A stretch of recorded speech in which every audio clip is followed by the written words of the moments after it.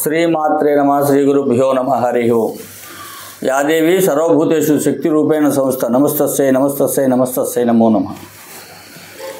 నిన్నటి వీడియోలో ఏలినాటి శని యొక్క ప్రభావం, ఏ రాశుల మీద శని సంచారం చేస్తాడు, శని సంచారం చేసే కాలంలో ఉండేటువంటి లాభ నష్టాలు ఏమిటి,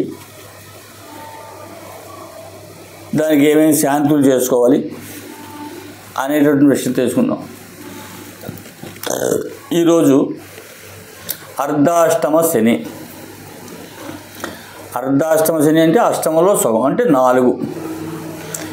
దీన్నే జన్మరాశి నుంచి 4వ రాశిని అర్ధాష్టమ శని, అర్ధాష్టమ రాశి అంటారు.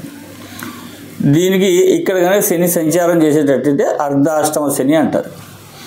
ఇది జన్మరాశి నుంచి 4వ రాశిలో శని సంచారం చేసేటటువంటి కాలాన్ని అర్ధాష్టమ శని అంటారు.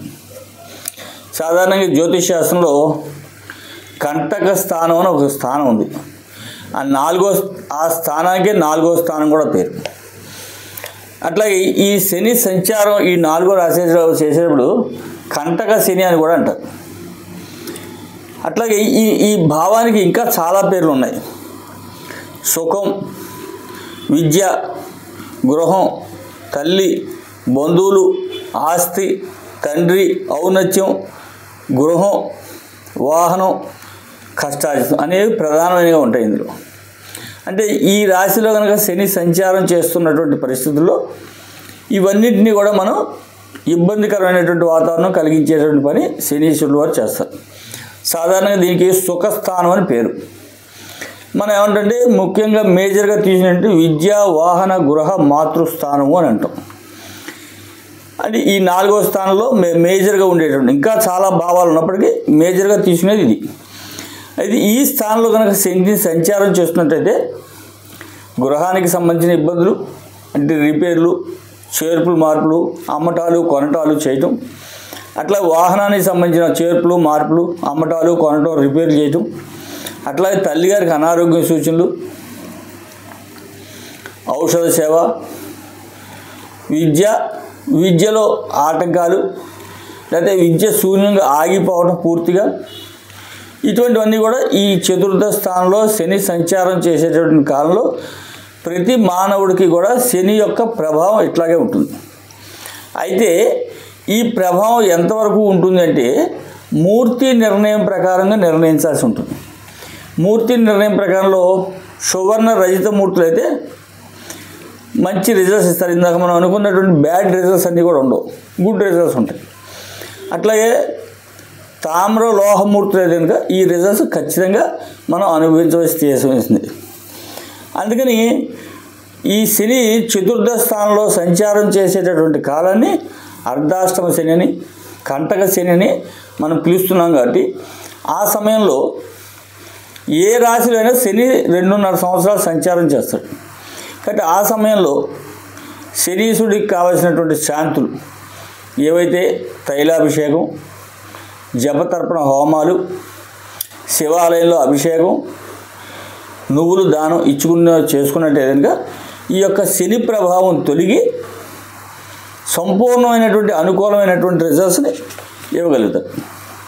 ఇకపోతే ఇప్పుడు చూసుకున్నట్టే కనుక కేవలం ఒక ధనుసు రాశి వాళ్ళకి మాత్రమే 2025 నుంచి 2027 వరకు అర్ధాష్టమ శని స్టార్ట్ అయ్యింది. ఈ అర్ధాష్టమ శని చతుర్థంలో చంద్రుడు ఉండగా, అంటే రేవతి నక్షత్రంలో చంద్రుడు ఉండగా శని మారటం వల్ల ఈ అర్ధాష్టమ శని యొక్క ఫలితం వ్యతిరేక దిశలోనే ఉంటుంది ఈ ధనుసు రాశి వాళ్ళకి. కాబట్టి ఈ ధనుసు రాశి వాళ్ళు రాబోయేటటువంటి 2 సంవత్సరాలు కూడా విద్య, వాహన, గృహ, మాతృస్థానాలకు సంబంధించినటువంటి అన్ని విషయాల్లో కూడా జాగ్రత్తగా ఉండటం, తరచూ శనీశ్వరుడికి కావాల్సినటువంటి శాంతులు చేయించుకోవడం, అవకాశం ఉన్నప్పుడల్లా నువ్వులు దానం ఇచ్చుకుంటూ ఉండడం, వీలైనప్పుడల్లా శనివారం శనీశ్వరుడికి తైలాభిషేకం చేయించుకోవడం, అట్లాగే జపహోమాలు చేయించుకున్నట్టే ఇంకా దీని యొక్క రిజల్ట్స్ మనకి చాలా అనుకూలంగా ఉంటాయి.